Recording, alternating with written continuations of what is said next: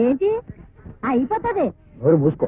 ఇదిగో పెళ్లి కానీ లాగర్లు వచ్చారు, అమ్మాయికి సరిపోయే కుర్రోడు ఎవరో చూసి కనిపెట్టు. అలాగే. సుప్రీంకోర్టు లాయర్ గారు వచ్చారండి. Supreme court lawyer.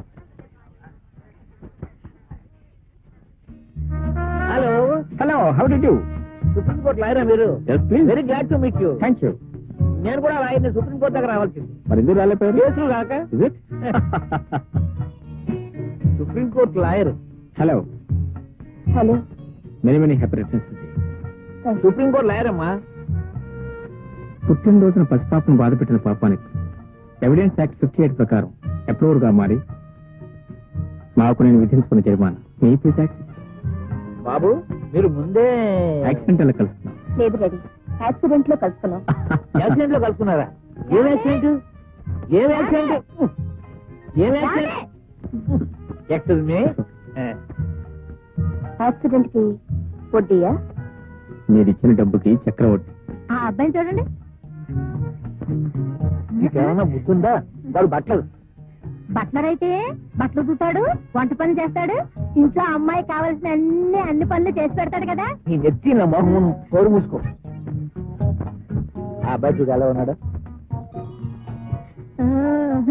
చాలా బాగున్నాడు. Supreme court lawyer. ఉదయం పోట్లాడారు, సాయంత్రం లోపల అడ్రస్ పట్టుకొచ్చేసారు. అడ్రస్ మీరేగా ఇచ్చారు అడ్రస్? నా పుట్టినరోజు చెప్పలేదుగా.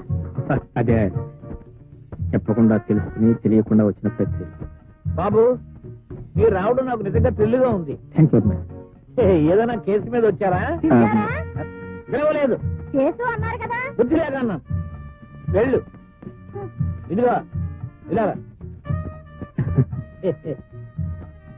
ఈమె స్వప్న తల్లి, నా భార్య. Good morning.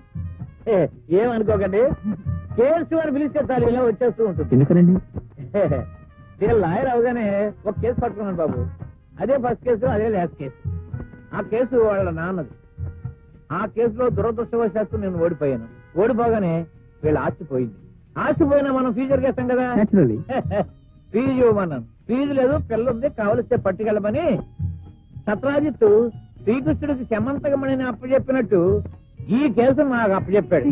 బాబు లేదు బాబు, మన చట్ట ప్రకారంగా మన దేశంలో మాక్సిమం మనిషికి 14 ఏళ్ళు శిక్ష. దీన్ని నాకు వీళ్ళ బాబు కట్టి 100 ఏళ్ళు శిక్ష విధించాడు. బాబు చూసారా, అల్లుడు గారి ముందు నన్ను ఇన్సల్ట్ చేస్తున్నారు. అల్లుడా? మీరే కదా అన్నారు ఏ అబ్బాయి నచ్చితే ఆ అబ్బాయి అల్లుడని. నాకు ఈ అబ్బాయి నచ్చాడు.